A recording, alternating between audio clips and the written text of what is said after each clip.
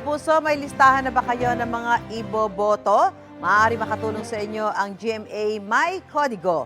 Bisitahin ang website ng GMA My Codigo. Piliin ang probinsya nyo at lungsod o bayan. Sunod, click ninyo ang Generate My Codigo. Lalabas dyan ang election ballot style na frame na may nakalistang mga pangalan. I-click ang bilog sa tabi ng pangalan ng mga gusto nyong kandidato, 12 senador, at isang district representative. Makikita rin ang mga pangalan ng mga kandidato para sa provincial government. Pili kayo ng isang governor at isang vice governor. Pili rin kayo ng mga miyembro ng sangguniang panlalawigan.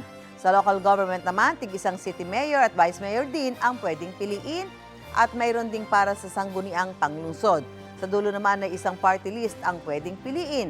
Sunod, i-click ang Submit. Lilitaw na ang inyong kodigo na sinugutan nyo sa GMA My Codigo platform. Maaari nyo rin yung i-print at dalhin ang kopya sa polling precinct sa mismong araw ng eleksyon.